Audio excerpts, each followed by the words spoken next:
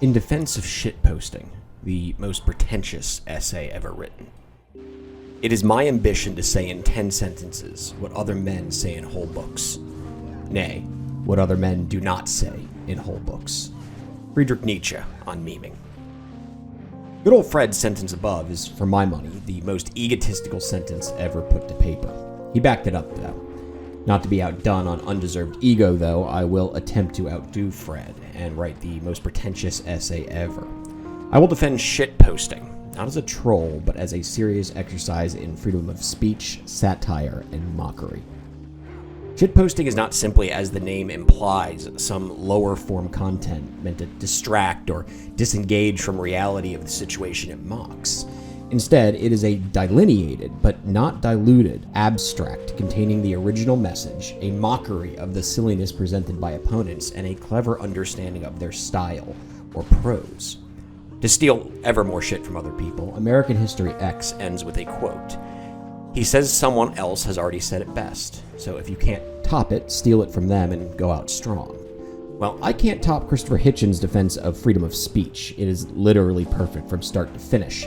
And over my hundreds, if not thousands of views of this speech, I never seem to be able to improve on it, so check that out here.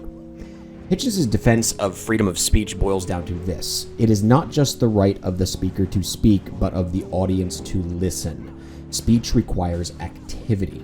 It does not exist in a vacuum.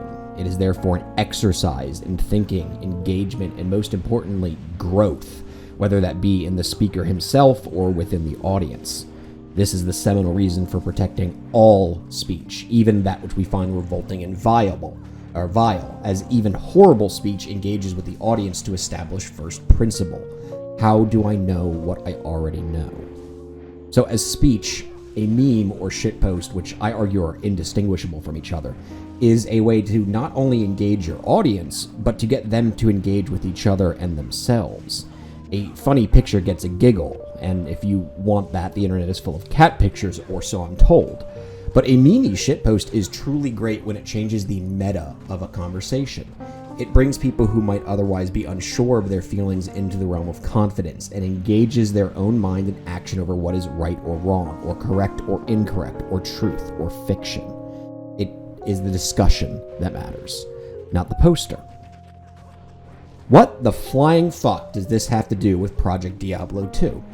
Well, it's the community, stupid. I mean, my favorite time in all of PD2 was the great server shutdown of December 3rd, 2022. The server's down on a Saturday with a cryptically vague message from Canite about shutting them down and going to sleep was the perfect storm of fuckery to bring out the crazies. And boy, did they come out in that Discord. I admit I was having a fucking ball, getting that chat riled up with memes, pastas, and hardcore softcore jokes. I mean, my wife was asking why I stopped watching football and kept looking at my phone, because I had 5-minute cooldown to come up with another shitpost joke, which could be applied to anyone, but I was using them about hardcore players. My favorite line from that, by the way, was, softcore players pee on the side of the toilet bowl to make less sound at night, even though they live alone. I do that. I play softcore. That cut deep. But the whole exercise exploded after hours of post removal from the mods just trying to keep order with one fell swoop. Senpai popped in and dropped a pasta himself. It was copied for a bit, but everyone calmed down. The crazies went away.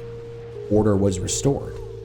I asked in the supporter chat what the mods thought now that Daddy was copying and playing along. I can't control Senpai, was the response.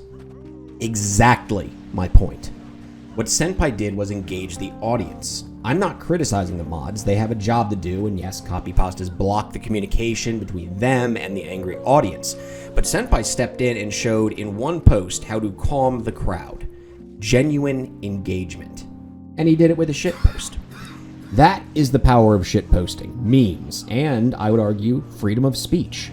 When you have unrestricted freedom of speech, or freedom in general, you can cause great damage to everything around you. But you have the chance to do something great, even in small moments of serverless chaos, to connect.